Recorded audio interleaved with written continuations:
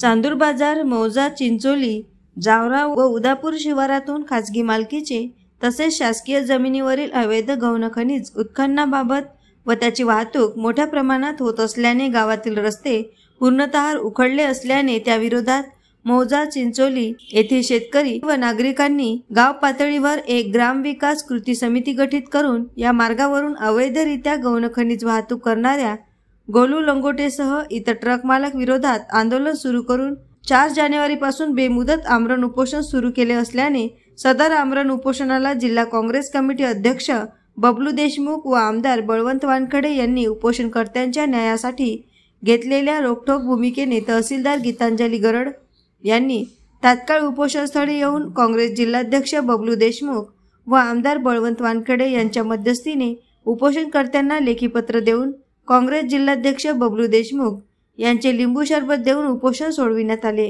त्यात राजेंद्र उल्ले यांनी मोलाची भूमिका बजावली।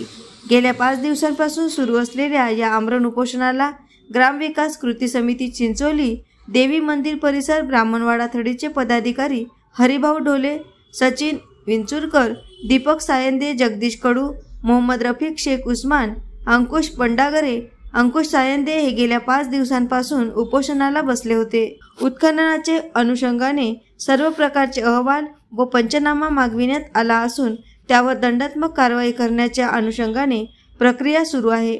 तसेच मौजा जावरा गट क्रमांक 89 दिनांक 29 नोव्हेंबर रोजी 30 लाख रुपयांचा दंड आकारण्यात आला आहे।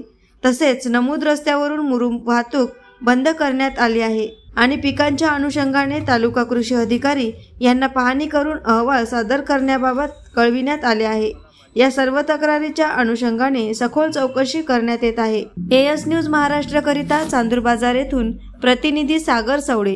सर्व शेतकऱ्याशी निगडीत आहे, गावकऱ्याशी निगडीत आहे आणि त्या मागण्या लोकहितास्तव असल्यामुळं जी गाव पातळीवर कृती समिती आहे स्थापन झाली, ग्रामविकास कृती समिती, त्या माध्यमातून शासनाकडे वेळोवेळी निवेदन दिले, तक्रारी दिल्या, परंतु शासनाने त्याची दखल घेतली नाही आणि म्हणून नाईलाजास्तव त्यांनी या उपोषणाचा मार्ग अवलंबविला आणि ज्या ह्या मागण्या आहेत त्या खरोखर त्यांच्या गावाच्यासाठी हा जर एक तर आर आणि पार अशी ही लढाई या ठिकाणी येऊन पडली।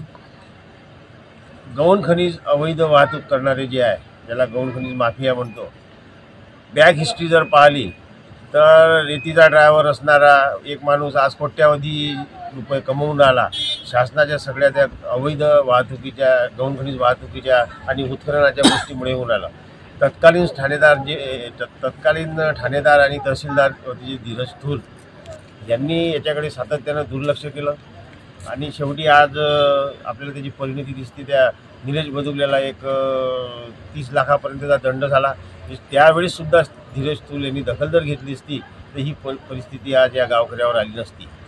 दुसरं असं की गेल्या 2-2.5 वर्षापासून शासनाकडे पाठपुरावा करत असताना शासनाच्या अधिकाऱ्यांना साधी दखल न घेणं, त्याचबरोबर ग्रामपंचायतने ठराव केल्यानंतर त्या ठरावाची दखल न घेणं ही बाब गैरकायदेशीर आहे आणि ते शासनाच्या दृष्टिकोनातून जर विचार केला तर शासनानं याच्याकडे लक्ष न दिल्यामुळं असे प्रसंग उद्भवले। हे उपोषण सुरू आहे। सध्या तरी शासनाचे तहसीलदार प्रतिनिधी म्हणून तहसीलदार मॅडमनी भेट दिली आणि त्याच्यामधून सकारात्मक तोडगा कसा काढता येईल याकरता उपोषणकर्त्यांनी ग्रामविकास कृती समितीच्या माध्यमातून जे आपल्या म्हणणं आहे ते तहसीलदार मॅडम समोर ठेवलं तर त्यांनी तसं आश्वासन दिलं की 1-2 दिवसात मी तोडगा काढतो आणि हा रस्ता कसा बंद करता येईल अशा प्रकारची आपण त्याच्यामध्ये तरतूद करू। आणि या ठिकाणी ही जी उपोषणकर्ते मंडळी आपलं कामधाम सोडून बसली आहे आणि जर शासनानं त्वरित लक्ष दिलं नाही तर याचे वाईट परिणाम होऊ शकते। पुन्हा गावातील सर्व नागरिक मंडळी रस्त्यावर येऊन आंदोलन करू शकतात। तर याची दखल घेऊन वेळीच त्याची जर हे केली म्हणजे कारवाई केली तर असा प्रसंग होणार नाही।